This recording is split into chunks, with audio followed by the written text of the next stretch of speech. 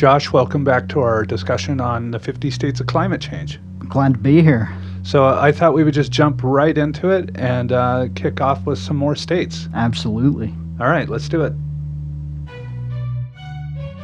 You're listening to It Might Be Interesting with your hosts, Josh Levy and John Walsh.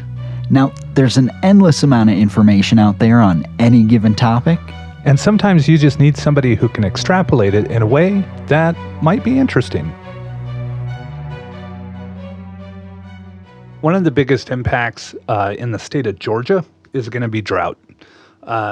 They have a huge agricultural business in Georgia that we see a lot of peanuts. If you recall, Jimmy Carter was from Georgia, peanut farmer. Pecans, peaches, and onions, they all rely on sustainable rain and precipitation throughout the state of Georgia. In 2007, a drought hit Georgia and caused nearly $500 million in agricultural losses. It was like $340 billion. The reason why sustainable rain within that area is critical is that it goes deep into the soil, and when the air becomes very dry, it pulls that moisture out of the soil. That drought that I mentioned before, there was 72 days that Georgia went without measurable rain, and that just sapped all of that moisture out of the soil and just killed crops, and it's going to have a prolonged and devastating effect for years to come. In Iowa, climate change has caused a lot of natural flood barriers like wetlands to deteriorate and degrade there, which has led to record flooding. And the city of Davenport alone has seen about 50 inches of rain this year alone, and just one city in Iowa has in 1 year experienced $30 million in lost revenue and damages. And in Iowa, the elected officials are forced, they are at a point where they are actively discussing building man-made dams and any type of barrier to prevent flooding in future because it has already gotten that serious. Whenever you talk to anyone about the state of Maine, the word lobster is going to come up.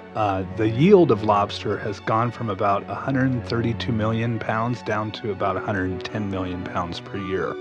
And the reason for this is that these lobsters are migrating north to cooler water. They migrate at a rate of about 40 to 50 miles per decade.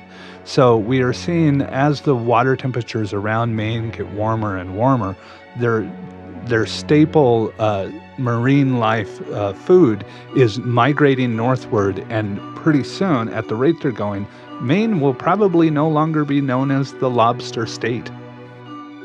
In New Hampshire, they reviewed a study done by 13 different agencies on climate change and how it's affecting them.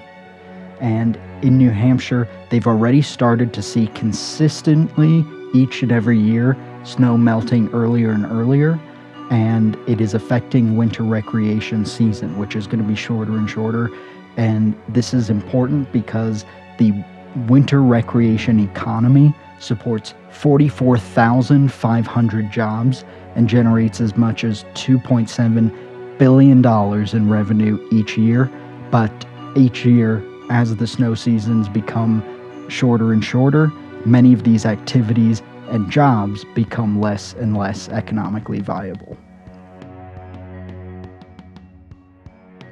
One thing that the people of Kansas can expect to continue are these large thunderstorms accompanied by tornadoes and hail. In the year 2011, we lost over 600 people from severe thunderstorms nationwide. In 2007, the town of Greensburg, Kansas was hit by an EF5 tornado, and it was estimated to be about 1.7 miles wide. It was just an enormous tornado, and it just decimated the town. 95% of it was laid to ruin, and the most terrifying thing to me about that tornado is it happened at 9:45 p.m. Pennsylvania is home to more than 25,000 native species, and each and every year with the effects of climate change, these species are becoming more and more at risk. They've seen diseases like chestnut blight and Dutch elm disease sweep through the forests, affecting countless animal species and plant species, and each and every year it's just getting worse and worse, putting those species at a higher risk of extinction. In the state of Virginia, they have a moth known as the gypsy moth. It has defoliated nearly 90 million acres nationwide since records were first recorded in 1924. In Virginia, historical defoliation is nearly 5.5 million acres with suppression costs of over $17 million.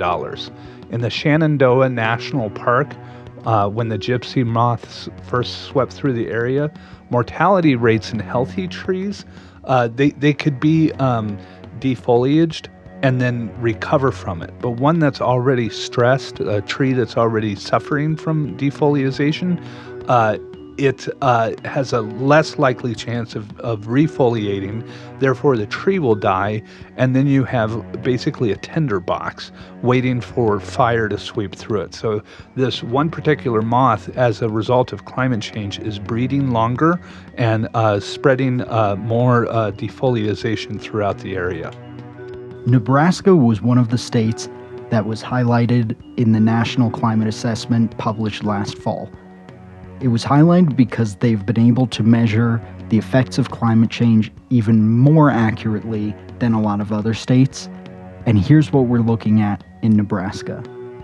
So if a child is born today, by the time they reach 30 years old, there will be between 20 and 40 more days per year with temperatures above 90 degrees, and 20 to 40 fewer days per year with temperatures below 32 degrees. And this is important because when the temperatures are below 32 degrees, they have proper snowfall during the winter, and the snow will sit and it will slowly melt into the soil and really help with the agriculture that is just such a cornerstone of the economy in Nebraska.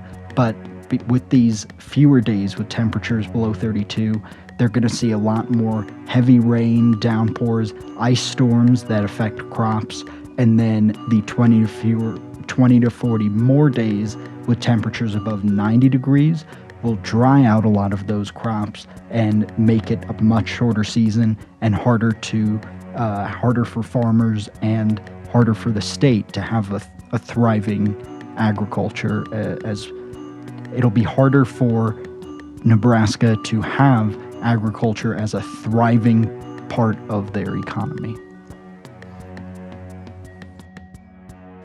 In the lower peninsula of Michigan, the black-legged tick was not discovered until the early 2000s.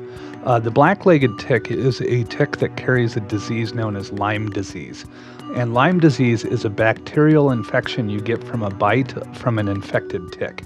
The first symptom is usually like a red rash which may contain it looks kind of like a red bullseye on the skin. Not all people with Lyme disease have that rash, but the symptoms that come from it are fever, headache, body aches, stiff neck, fatigue. A lot of times it's confused with the flu, but it's persistent and it doesn't go away.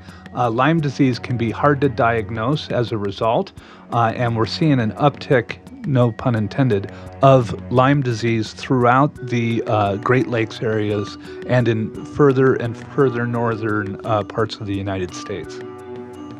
So in Massachusetts, this is one area in the entire world where they really focused on studying what's called ocean acidification. And ocean acidification is basically the increase in carbonic acid in the water itself, based on pollutants that get into the air, melt icebergs that go into the ocean, pollutants that naturally we put into the water. And what this does is this carbonic acid can completely erode the shells of some sea organisms in a month. So this is what is driving so many animals like lobsters up north and it is completely killing off the food supply for other marine life. So it is significantly affecting that cycle that a lot of the world relies on. A lot of the world relies on a marine life-based diet, or at least part of their diet for nutrition. And this carbonic acid that we are continuously and increasingly putting into the water, into our oceans, is just having a compounding effect on all marine life. The state of Arkansas is really known for its outdoor activities, such as fishing and a lot of rivers that run through Arkansas. There's great camping sites, as well as bass fishing and lakes and so forth.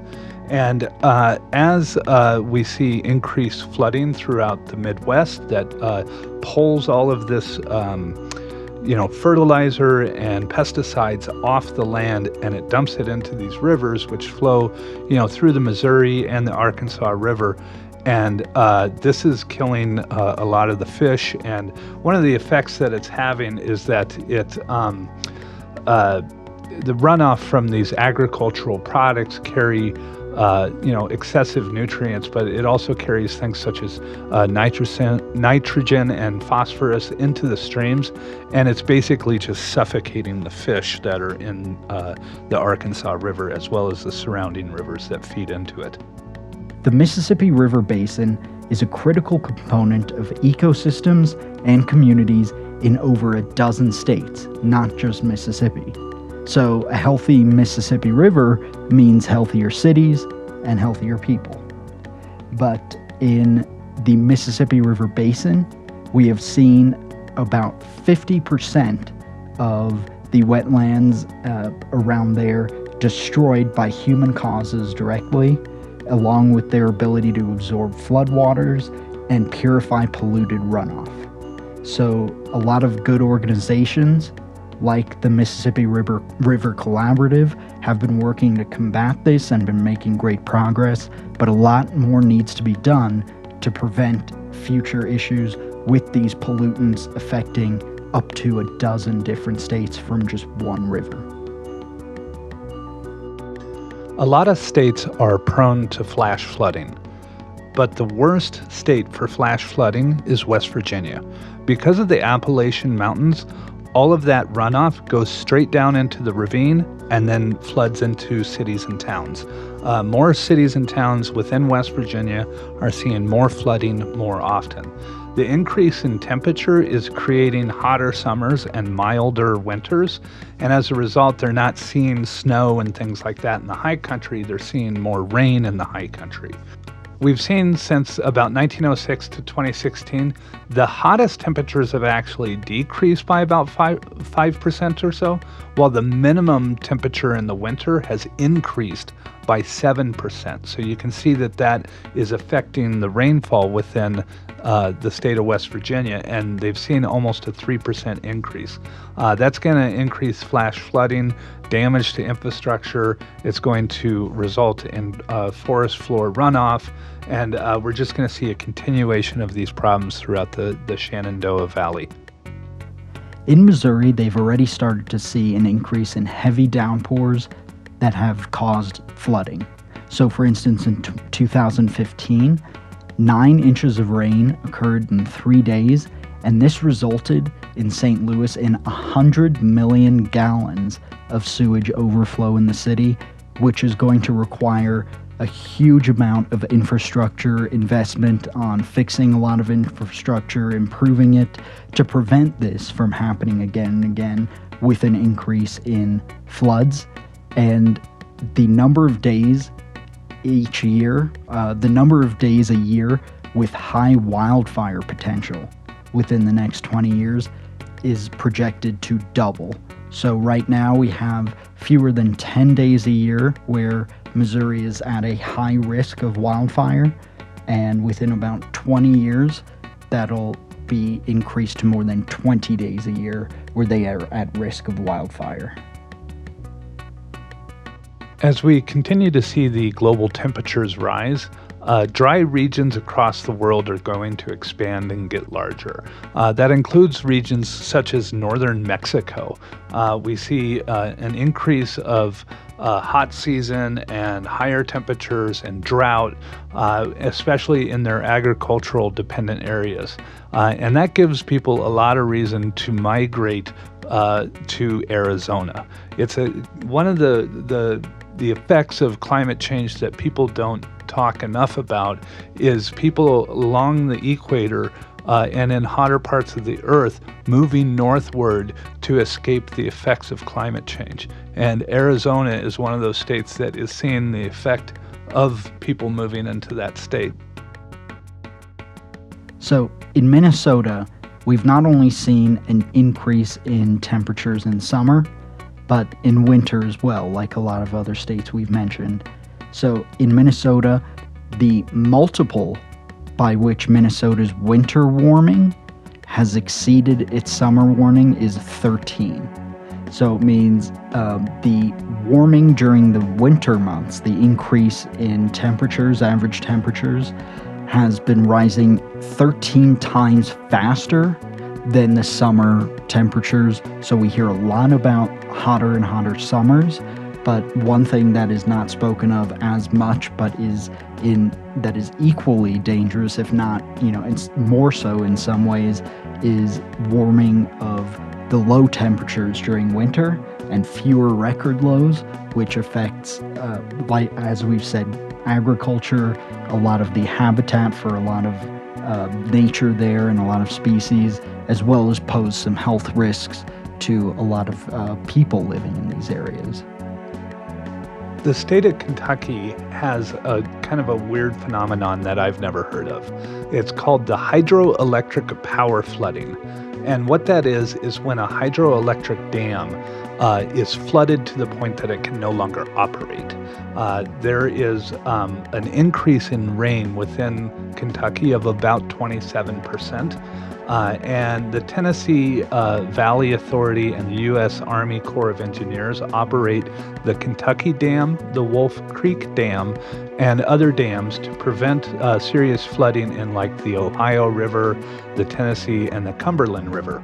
These agencies release the water typically in the winter season to lower the levels, but as the rain is increasing throughout the summer months, we're seeing that these dams can no longer hold that water. Therefore, they have to release it, and it creates a great deal of flooding downstream. The Ohio River has flooded Louisville, or Louisville, depending on how you say it, several times, for example, and flash floods have caused property damage and destruction and infrastructure damage all through the Tennessee and Kentucky Valley.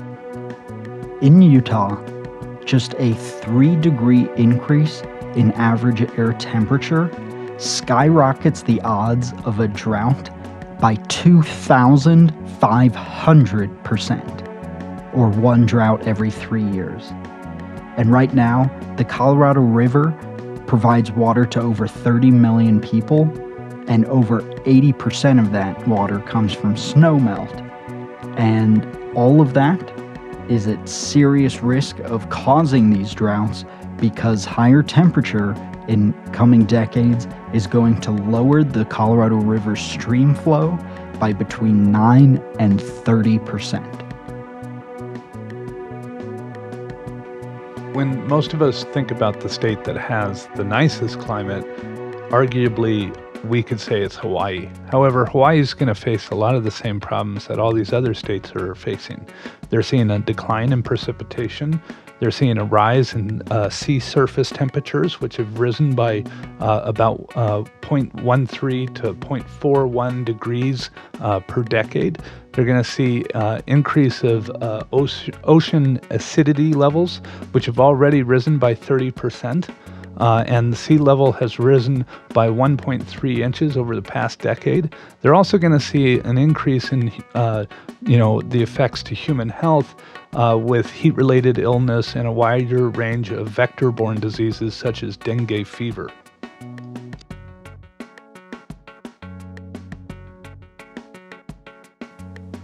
Oklahoma is set to experience the effects of climate change on agriculture and the state overall, arguably more than any other in the region. And this is because the National Climate Assessment Report that we've mentioned a few times, the one put together by 13 federal agencies, has noted that they have already seen and will continue to see an increase in days above 100 degrees and declining water access. But their agriculture industry still uses more equipment that emits greenhouse gases than other states that have moved to slightly more greener, energy efficient means of agriculture. So a lot of them are kind of stuck in this vicious cycle and need to get out of this vicious cycle where the machinery they are using in order to keep a livelihood, in order to keep this agriculture industry alive in their state, is the very thing that is contributing to the destruction of agriculture in their state. One of the things I learned by doing this research was that fish cannot regulate their body temperature. And in the state of Tennessee, we're seeing more and more fish that, because of these warmer waters within the rivers and streams, are either avoiding those warmer parts of the river or they're just dying out as a result.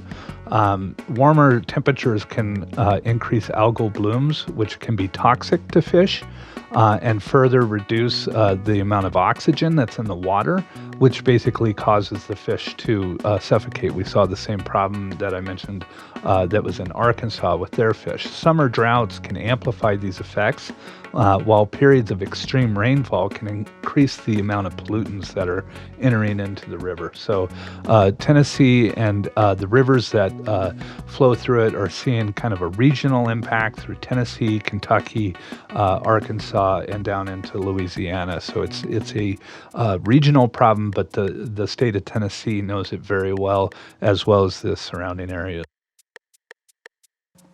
In Wyoming currently, and this is just compared to data since the early 1970s, not data since early data collection from the 1800s, late 1800s. Since the 1970s, they are experiencing snow melt that occurs 16 to 10 days earlier, 10 to 16 days earlier each year compared to the time in the 1970s. And this results in roughly at the end of the year, they'll have close to 60 fewer days of snow on the ground. This puts them at a massive increase in risk of wildfires. And not just that, given the land mass, the area that is vulnerable to fires, they do not have such an infrastructure for fighting these fires. Wyoming is one of those states that would almost always rely on surrounding states to send firefighters to get help for fighting these fires, making them increasingly vulnerable, especially if there is an existing fire in Colorado, for instance. It would impact their ability to get to Wyoming and put those fires out. For those who may be skeptical about climate change and its effects, I would direct you no further than the state of Montana. Once we established national parks, we started documenting the beauty of these parks through photographs. In the late 1800s, the state of Montana had over 150 documented glaciers. That number is now down to 25. And when you A/B the photos that were taken in the late 1800s and early 1900s to the photos that are being taken today, the evidence is overwhelming, and it's terrifying on top of that. In Wisconsin, they have already seen record historic flooding, and this flooding, due to costs like in 2008, there was a flood that cost $1 billion to the tourist economy in Wisconsin, $1 billion in that year alone. They have gotten to a point where, like other states, they have no choice but to explore options of man-made dams and other ways, barriers to prevent floods, and calling upon the Army Corps of Engineers. The Army Corps of Engineers have estimated a conservative estimate to cost $400 million worth of flood management projects to Milwaukee taxpayers, and that will set them up, protect them, but maybe for a decade. These are projects that will need to be updated, maintained. Bridges will need to be raised, which is becoming common practice in a lot of states in the region, where they are continuously raising bridges and will continue to do so every 5 to 10 years.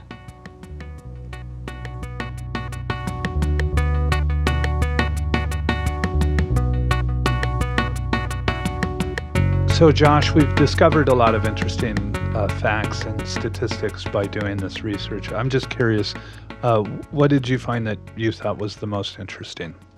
Yeah, so one thing I found that I thought was fascinating was an article that really did a good job of explaining why we're getting so many flash floods. We get so much more rain, yet fewer days of rain and everything, and a lot of it just seems like there weren't any details on how or why.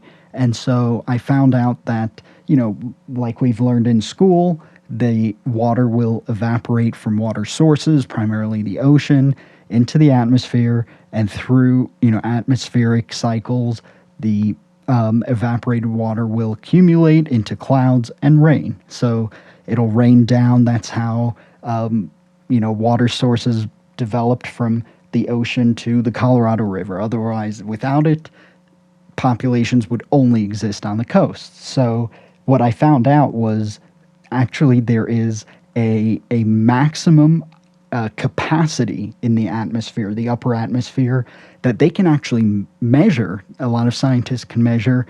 And what this means is, the evaporated water doesn't just go into the atmosphere and immediately rain down in this cycle. Otherwise, we'd have nonstop rain. So what happens instead is it'll go up, and a lot of these areas will have a maximum capacity. Think of it like a balloon you're filling with water. Eventually it's going to burst, and that's what happens. It'll collect, reach that maximum, and then it'll start raining. And that's how rain gets and water sources get carried far inland. Otherwise, without it, it would only go several miles inland. But here's the problem, is the evaporation, as we know with climate change, is increasing. Right. Becoming warmer, the water in oceans and other water sources is evaporating at a faster rate.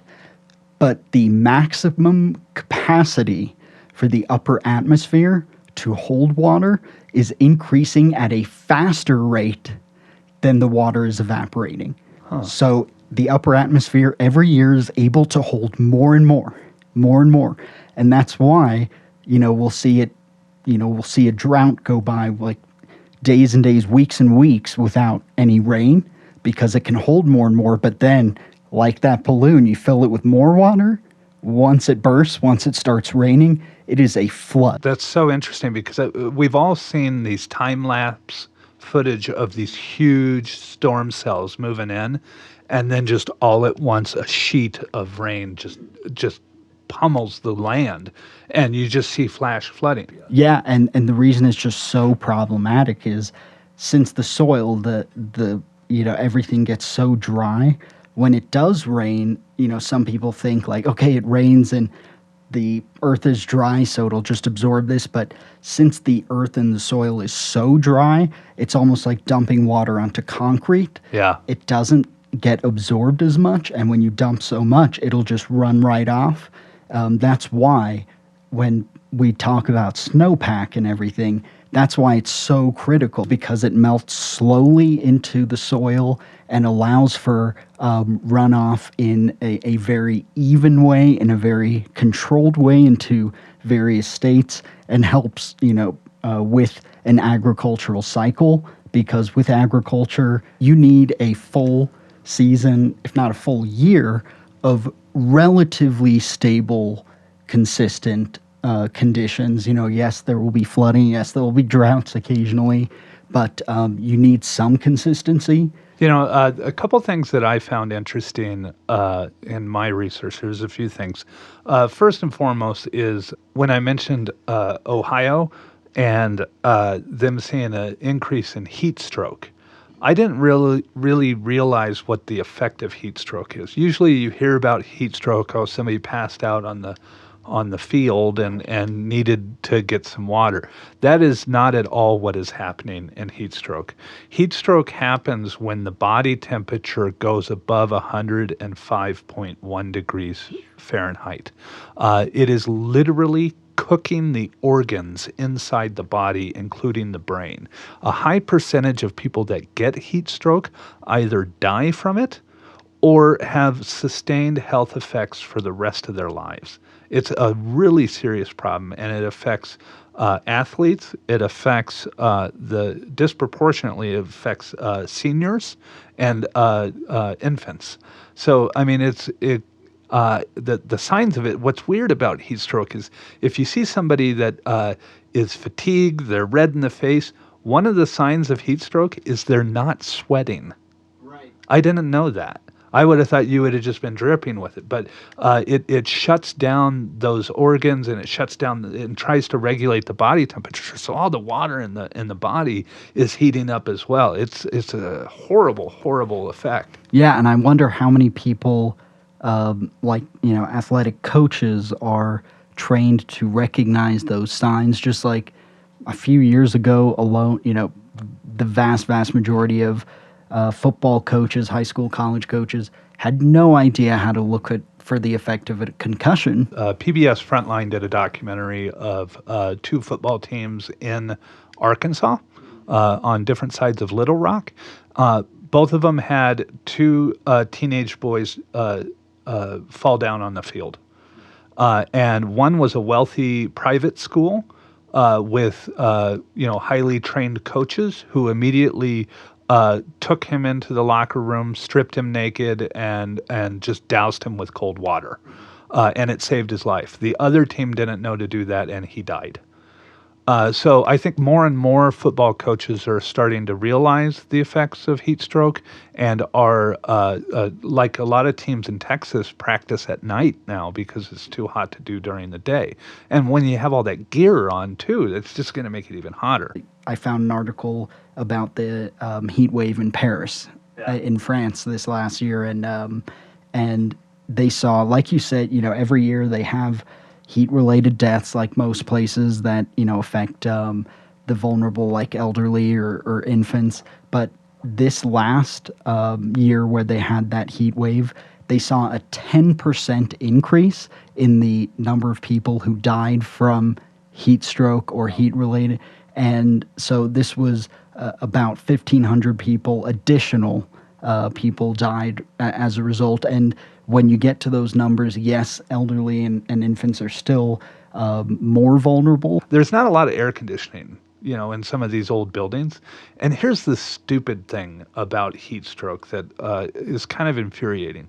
If you realize what the cause of climate change is, it's man-made from gasoline-powered and coal-powered power plants, or they're burning gasoline and coal to generate electricity. Well, it gets all this, tons and tons of carbon dioxide into the atmosphere.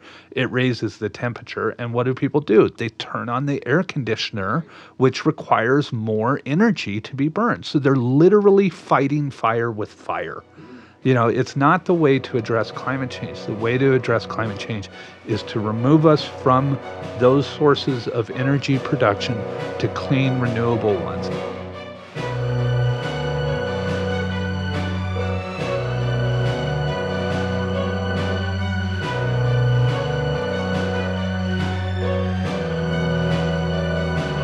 So, Josh, we've talked about the cause and the effect of climate change. What, in your opinion, do you feel we need to do to switch to either clean, renewable energy or just combat climate change head on? Yeah, absolutely. I mean, I think there are a few things that are small yet not insignificant. Vote. Make it a priority. I've read in, I believe it was New York City. It was one of the boroughs there. They actually created some mandate where a lot of like apartment complexes, hotels needed to put foliage just basic plants on the rooftops. And they found that actually lowered the temperature and greenhouse gases that were measured in the area because they have foliage that is absorbing a lot of the CO2 and the emissions. And I've seen a video where there's a company that makes white asphalt like paint that they could use for city roads that have safety benefits, like making it easier to see, reducing drowsiness at night, things like that for drivers, but also reduce city temperatures by up to 5 degrees Fahrenheit during summer month. Because think about it, you step on the black asphalt and you're cooking.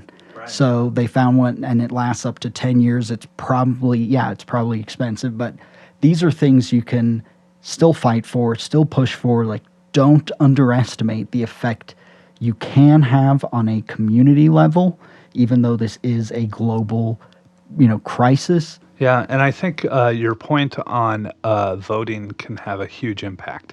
And the reason why is if you don't want to generate energy from coal or natural gas or gasoline, then one of the solutions to that is solar panels.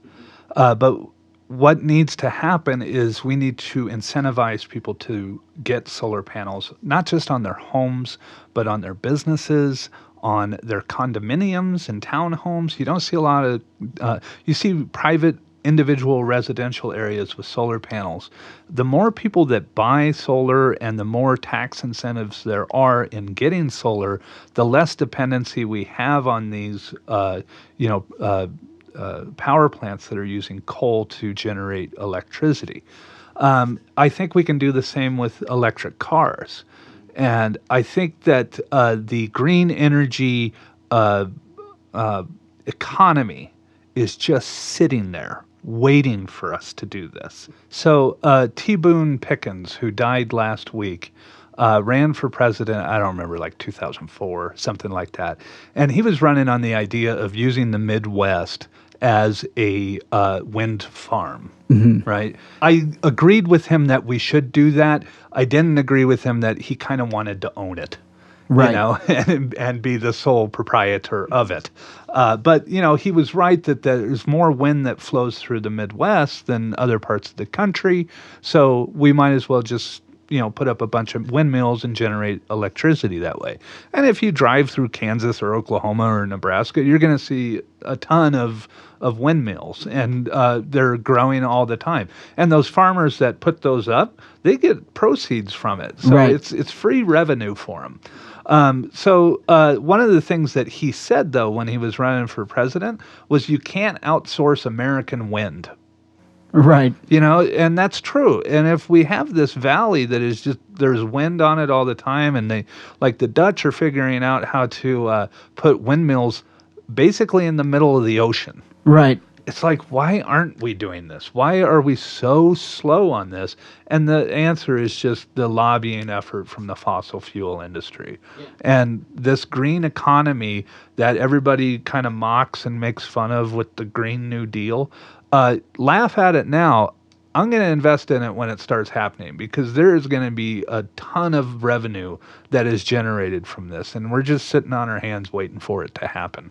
Every day that goes by that we are not using renewable energy, that we have to rely on oil, your money is helping the Saudi Arabian government. It is helping, it is going overseas. It's going to Russian oligarchs. It's Venezuela. Yeah, it's going to these countries and these governments that do not share our values. Yeah, I think one thing that people should realize about green energy is if we change our energy production in the U.S., our domestic energy policy, we are changing our foreign policy. Mm-hmm. And to continue the foreign policy as is, it just seems set up for war. Whereas clean renewable energy seems set up for peace. So, Josh, this has been an interesting discussion. Yeah. Pleasure as always. We'll be back with some additional content. And other than that, thanks for listening, listeners, and we'll see you next time. You've been listening to It Might Be Interesting. Please join us next time. And we'd love to hear any thoughts, questions, feedback, and even episode suggestions you might have. So if you do have any, please send it over to thoughts@itmightbeinteresting.com. And you can also check out our other episodes at itmightbeinteresting.com.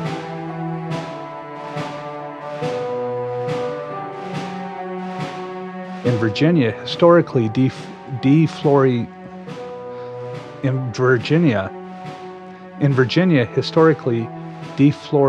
how do you fucking say that? Defoliation. In Virginia, historically, defoliation. God, that is a hard word to say.